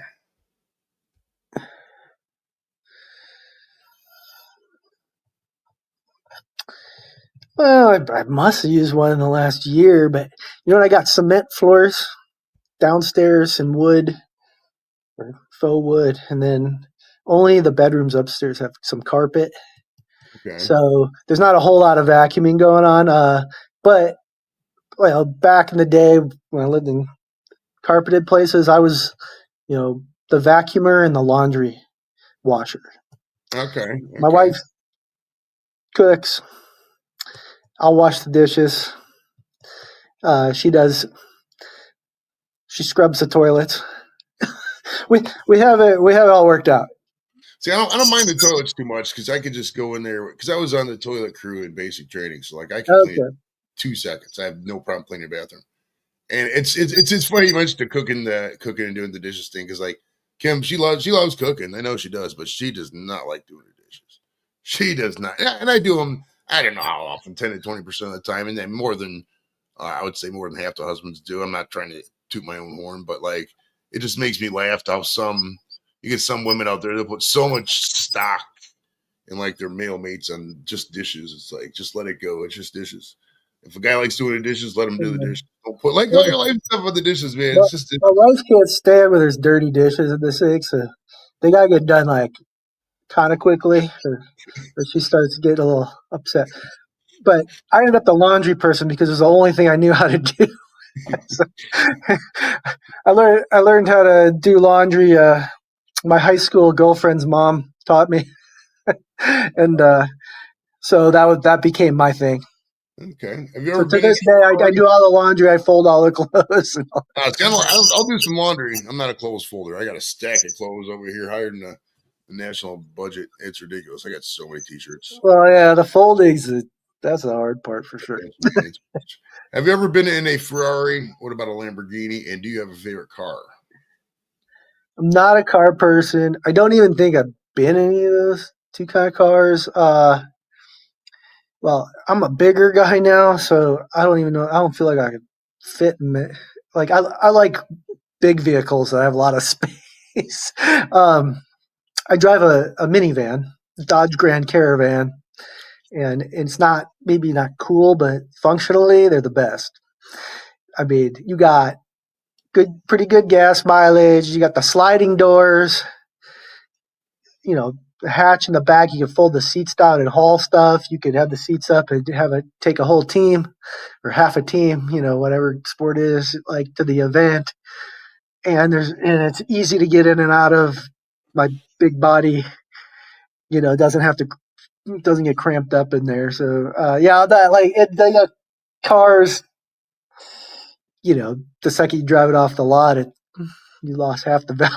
Yeah, so It's cool. like for me, I'm too cheap, so I just need A to B. I You know? was I was in the process. I was gonna say you're kind of just like me. It was kind of be my same answer. Like I don't give a fuck about cars. I got a Kia. Like I think it's a Forte. I just don't care. And it's funny, you solidify what you said. You're cheap. That's literally me.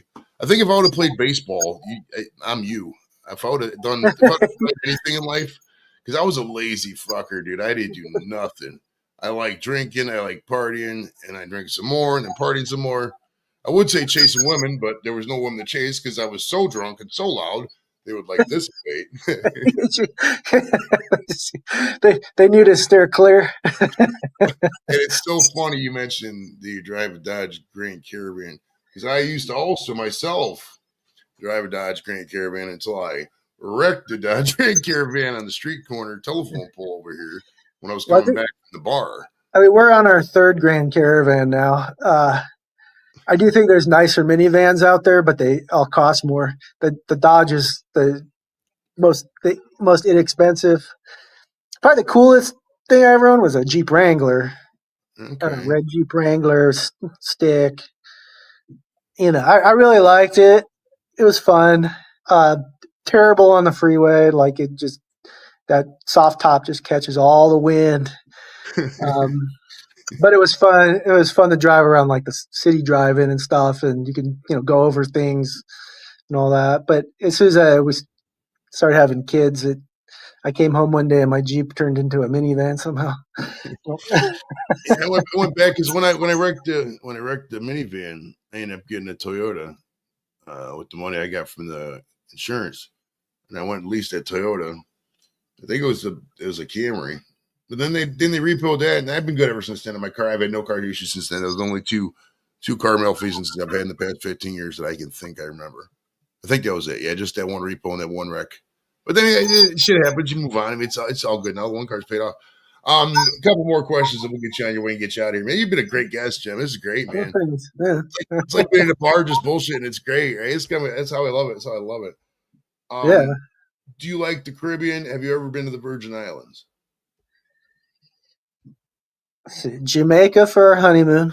My dad bought us that trip. I played ball in Puerto Rico. I played ball in the Dominican. Okay. One or two vacations to Cancun. Okay. Got a friend who's, what do you call it, Curacao? He's from Curacao. Okay. We talked about going there one time. Okay. I love the tropics. I love that weather. I did feel like in Puerto Rico, it felt a little weird being out in the middle of nowhere on an island. Like, I don't know, like I felt a little trapped. I guess I'm used to being on a mainland, But I had this high rise apartment that was literally right on the ocean, and it was really nice. It was cool. You think you felt cold trapped in Puerto Rico? You go to St. Thomas, go to St. John, you'd be feeling more trapped. I ain't think they got a Walmart. Right. Well, I'm always just like if all hell breaks loose, I feel like I'm stuck there, or like a hurricane comes and hits. Makes me a little nervous. But I love that weather and just that whole feel, the whole vibe of the tropics, the Caribbean and all that. It's really nice. I usually, because I'm in Arizona, like I've been to Cabo and I drive down to Rocky Point and that's Puerto Penasco and San Felipe because like I can drive. Cabo, it's a short plane flight because to go, let's say Cancun or Jamaica or whatever, you're spending an entire day traveling, an entire day traveling back, and that's like time off work, and you're not having a good time and stuff. So, but I love those places. All right, we got a question from Strata. He goes, "Do you like the new changes with the pitch clock and the in between innings and all that? What's your take?" No. So I'm not against like everything, or I'm open to new stuff, but I hate the pitch clock. And what I can't understand is everyone's decided somehow this has improved the game, and it's a hands down done deal. Like the pitch clock's better. I see pitch clock violations every game I watch, and nothing makes me more mad. It's like usually they're calling it because of the guy was 1 second.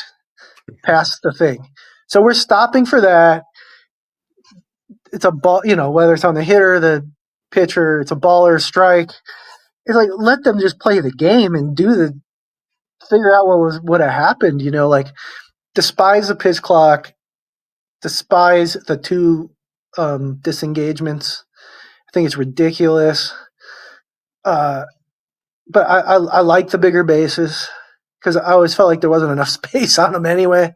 All right. I mean, you'd have to remind me of every rule change, but I mean, the two that really get me are the pitch clock and the disengagements. And what kind of gets me more about it is that people seem to think it's great and it's not even like a debate anymore. And I'm like, no way. I can't stand them. I didn't think I would like the, man on second in extra innings. But I always hated playing extra inning games. It's a long game for those guys. Yeah, it's already long, and if you didn't win it in 9, that's your fault. And I do like you have to know how to bunt. There's strategy then all of a sudden, like bunting and bunt defense, and should I intentionally walk this guy? And so I didn't think I would like it, but I actually kind of like it. What's another one? The one I want universal DH. What's your take on that? You like that? I do. I grew up a National League fan, and I was always kind of taught, the pitcher should hit. But then after playing, I realized, one, the majority of pitchers have no business standing up at the plate. And I don't want to see like a great pitcher get hurt batting. These pitching being a pitcher, being a position player, it's like you're from two separate countries almost. Like you almost don't even hang around with the other group. You're living two different lives totally. But the other reason I like the DH is because when I played, you get more people, more hitters in there. And there's like another way to play, or like maybe you have minor injury, or you can DH you. You don't have to play the field. My wife does not like the DH because she thinks if the pitcher nails somebody, he should have to go up there and he should get nailed. It's true. That's probably like the one downside. Like it's because these guys they can just throw at people's heads and they don't have to worry about it. And then you're their teammate and now you're getting plunked. That's probably the only thing I don't like. But I actually like the DH. I do miss the strategy of double switches and you definitely gotta strategize a lot more as a manager with the old National League rules, but that's kind of secondary for me. The thing I'd like to see is the automatic ball strike zone. As good as umpires are, they still miss way too many calls. I mean, I admit I couldn't do it.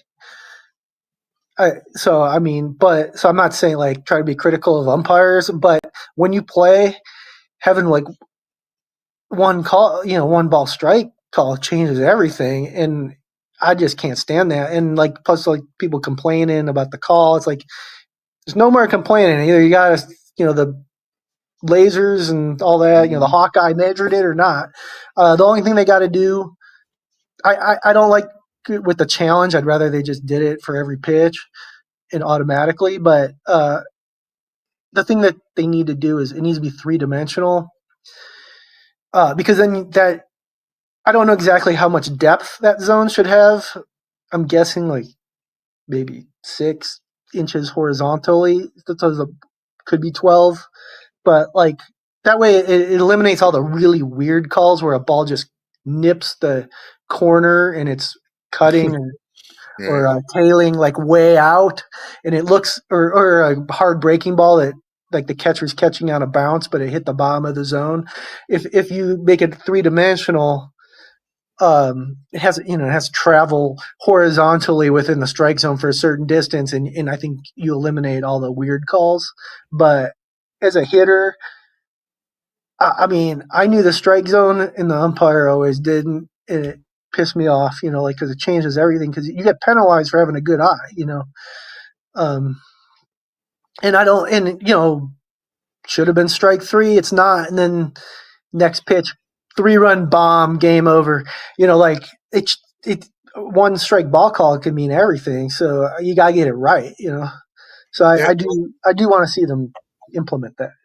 That reminds me of. Do you remember that one game the Indians were playing the Tigers? I think it was either the Tigers or the White Sox, one of the division guys. But it was like a perfect game going in like 8 2/3 of an inning, and then the ball. They call the guy at first safe, but he was clearly out. Do you remember that game? The perfect game. The last out of the perfect game. Yeah, well, it was a perfect game up until 8 2/3 of an inning. Yeah, I know what you're saying. Yeah. Now, what is your take? Because they've went back and retroactively changed some things. Would that ruin the integrity if they went back and said, "All right, that's an out now, it's a perfect game"? Would you be a fan of something like that? Would that completely ruin the integrity of things, in your opinion? No, I would like them to change it because a perfect game's so rare. And okay, it's on video. Everyone knows it was. There's zero doubt it was a messed up call. The umpire himself knows. The poor guy. I don't know why he choked. But he gets death threats and stuff just because he made a mistake. And the poor pitcher doesn't have a perfect game. Of course, his almost perfect game is probably more remembered than a lot of perfect games because it's talked about so much. So maybe there is an upside to it. But I would be fine with them changing that just because I just don't see how there's much of an argument against that. We talked about Euchre earlier. Did you meet Bob Euchre? Like, you physically get to take a picture with him? I don't have any pictures with him. I feel like I met him, but yeah, I don't know. I didn't know what was going on. My head was spinning 360s. It was a whirlwind, Well, I mean, piggybacking on that, who would you say are the 3 most famous people you've ever met in your life?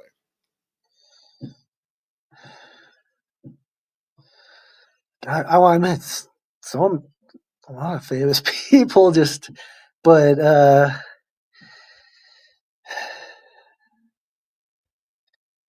I mean, for baseball, Jim Thome, I knew him pretty well because I was in spring training with him like 3 different times. Super nice guy. But gosh, the problem is there's too many. I was trying to figure out which ones are the right ones to pick. I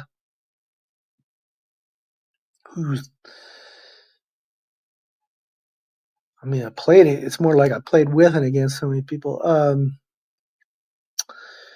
remember being at a nightclub in San Diego and Charles Barkley and Michael Jordan were there.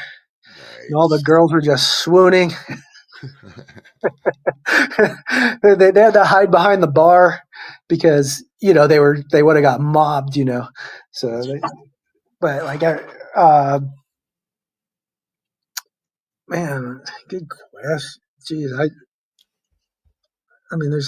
basically like every big time major leaguer from the 90s and 2000s, like I met eventually somewhere along the way. Right. Yeah. Sorry, I don't have like a great answer for that.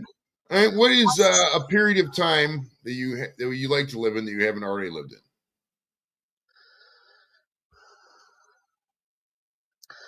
Well, that's a good one. Right these days, I just say I want to go back to the 90s, but I always was kind of fascinated with the 60s and all that.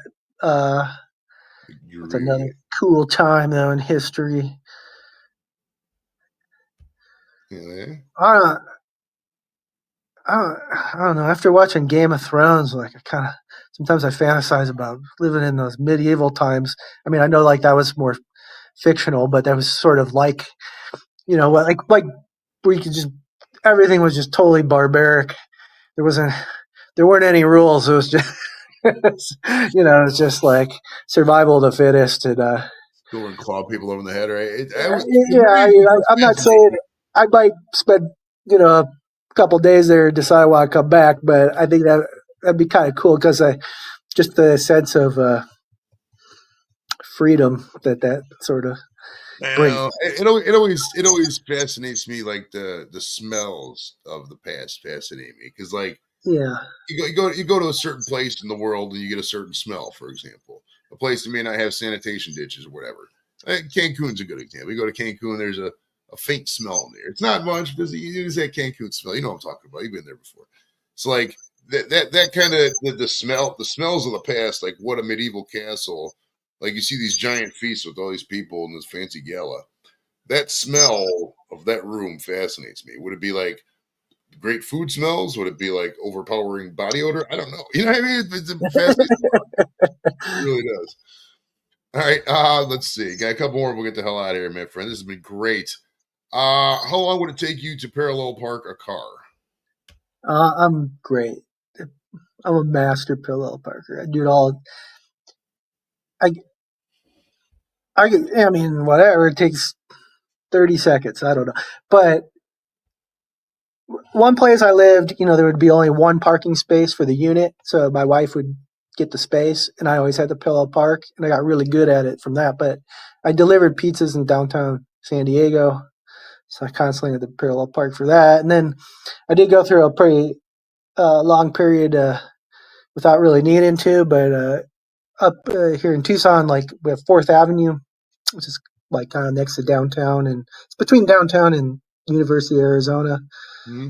And me and my wife, we like to go hang out there all the time, and so that's all parallel parking. So I'm doing a lot of parallel parking.